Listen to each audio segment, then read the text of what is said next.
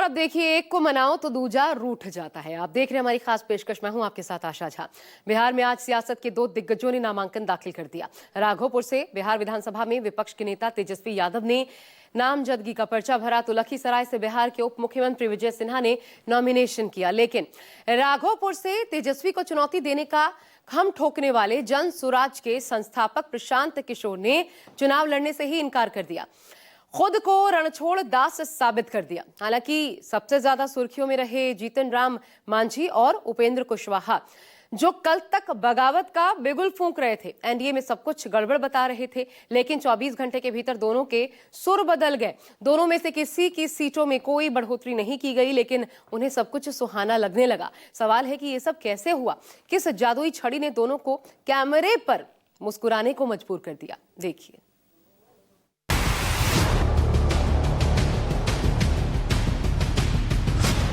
मुझे पूरा भरोसा है कि राघोपुर की जनता जो है उस पर विश्वास करेगी। हो गया, जीत होगा।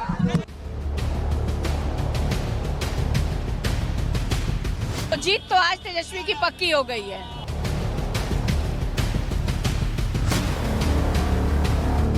जनता की सेवा के लिए फिर से आशीर्वाद हमने मांगा है।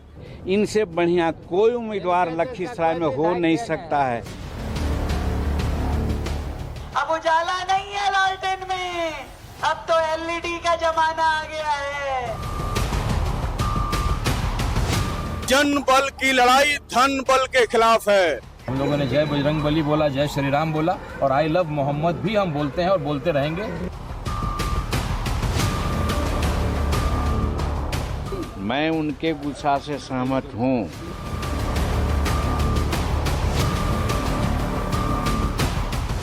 This time nothing is well in NDA.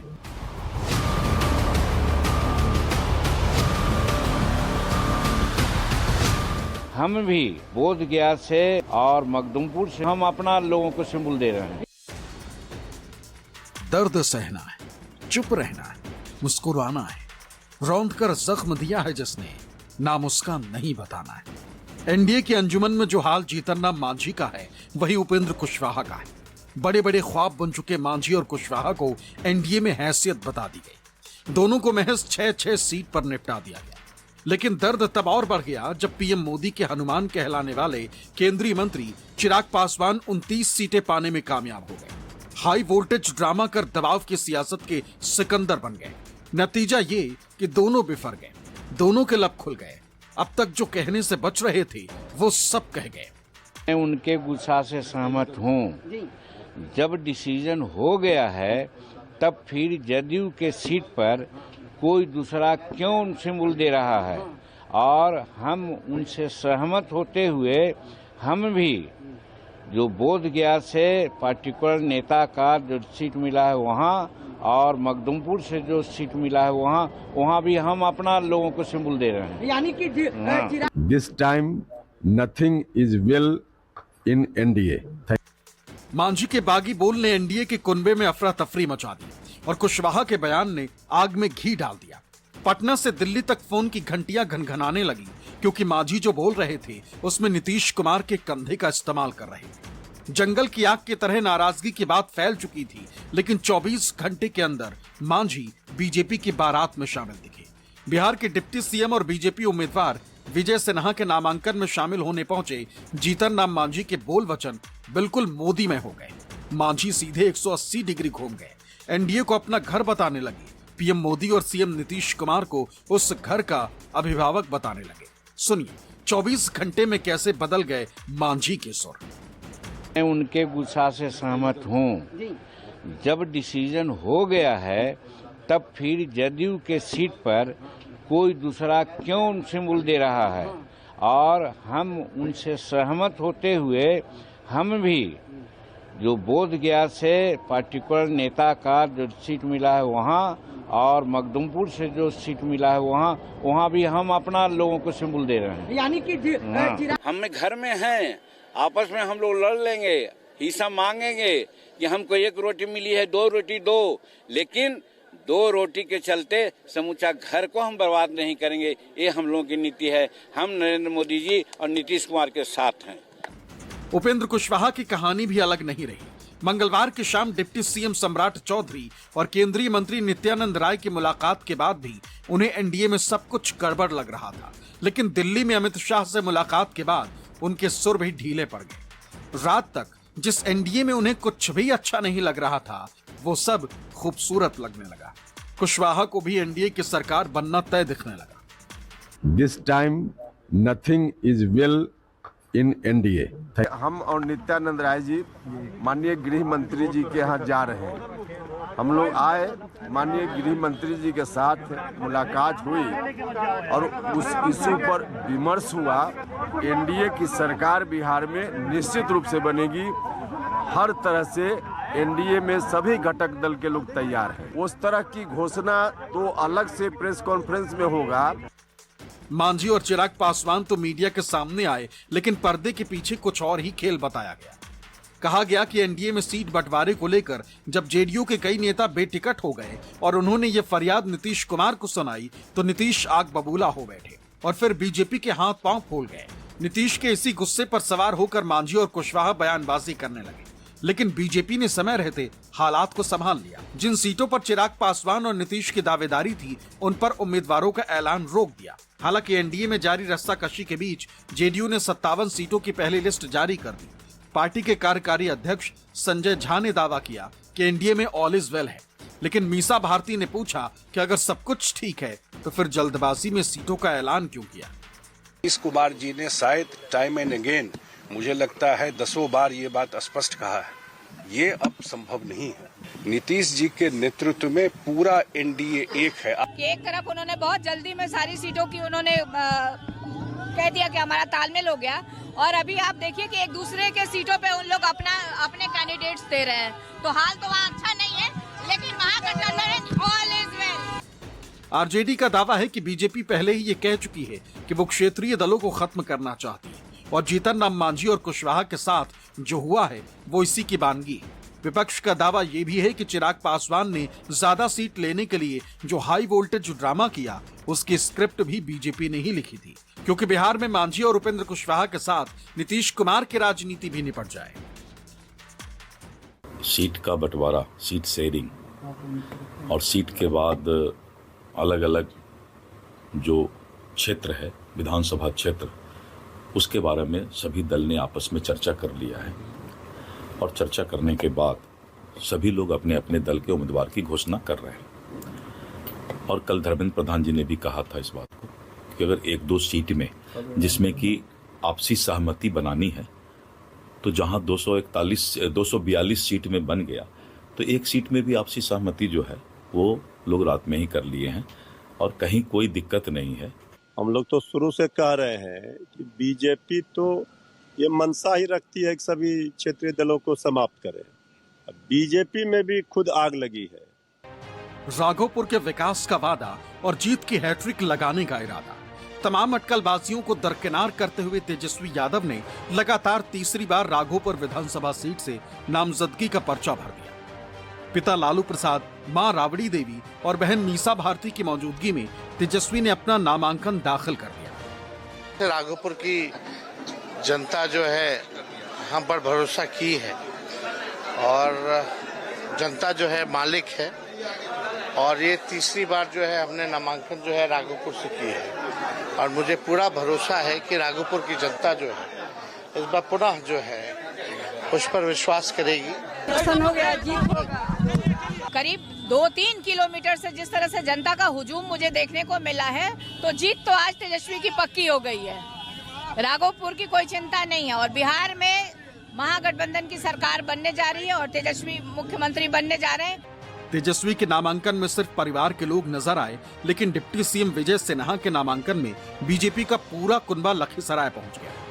केंद्रीय मंत्री गिरिराज सिंह और बिहार के दूसरे डिप्टी सीएम सम्राट चौधरी तो आए ही, दिल्ली की मुख्यमंत्री रेखा गुप्ता भी विजय सिन्हा के नामांकन में शामिल होने के लिए लखीसराय पहुंच गए। क्षेत्र की जनता ने हमें सेवा का अवसर दिया, जो बन सका हमने किया, क्षेत्र को लज्जित नहीं होने दिया।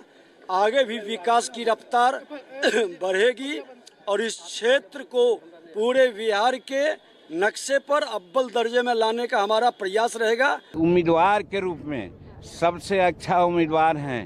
प्रशासन के रूप में, उप मुख्यमंत्री के रूप में इन्होंने अपनी क्षमता को दिखलाई है। स्पीकर के रूप में बिहार विधानसभा में अपना कौशल को उन्होंने दिखलाया है।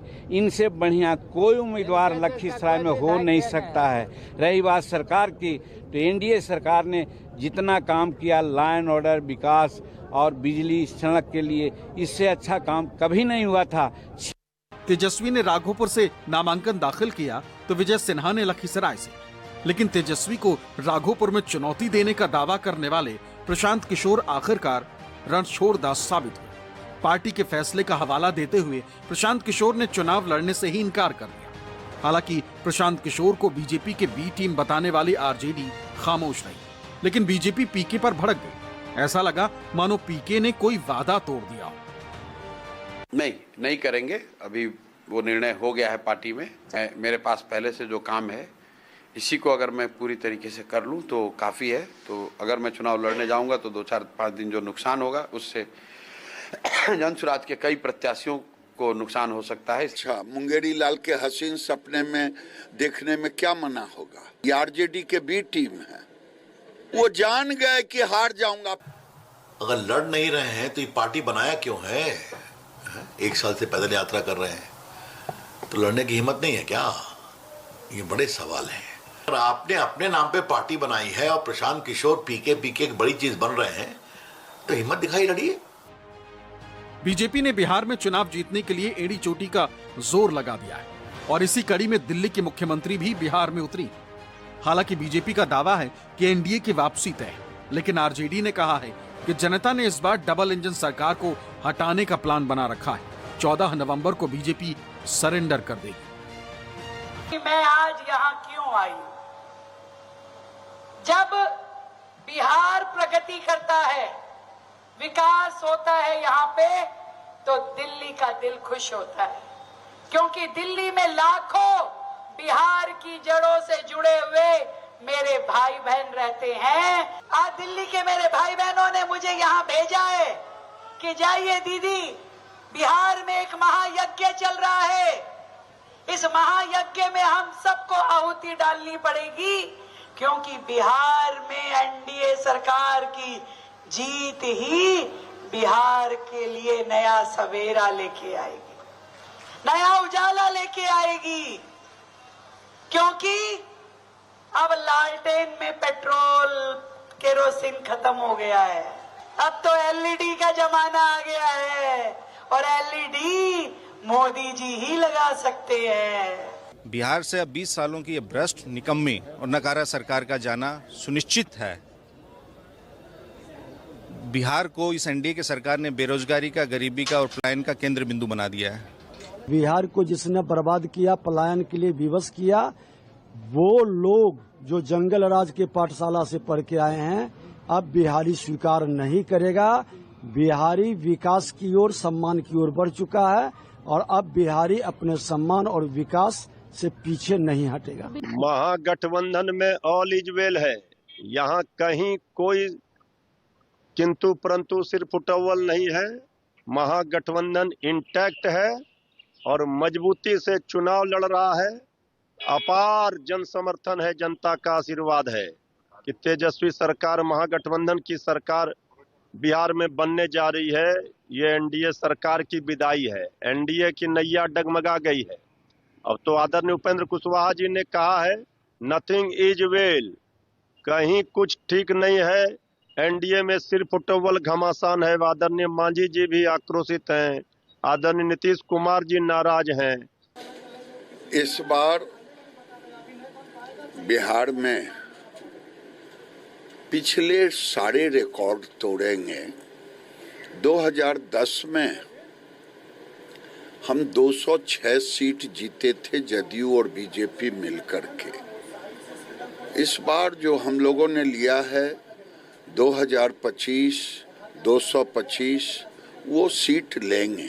भी यही चाहता हूं कि उनको वो वक्त दे यहाँ पे। और उसी में दुविधा अटका हुआ है। मैं 4 दिन से बस मना ही रहा हूँ कि मान जाओ, अभी 2 दिन और वक्त है, अभी 16-17 है। अगर वो मान जाएं तो शायद मैं नामांकन कर लूँगा, अगर नहीं मानी तो सिर्फ प्रचार करूँगा, प्रचार करके भैया को कोशिश करूँगा कि जिताऊँ। बीजेपी पर यह आरोप पुराना है कि वो क्षेत्रीय दलों का वजूद नहीं चाहती और कई मौकों पर पार्टी के बड़े नेता ये कबूल भी कर चुके हैं। हालांकि सत्ता और सिस्टम पर अपनी पकड़ के कारण ऐसे बयानों पर चर्चा कम होती है, लेकिन इस बार बिहार से जो दबी आवाजें सुनाई पड़ रही हैं, वो बीजेपी के लिए बड़ी मुश्किल खड़ी कर सकती है। भले ही वो बड़े नेताओं को चुप कराने में कामयाब हो जाएं, लेकिन अगर पिछड़ों अति पिछड़ों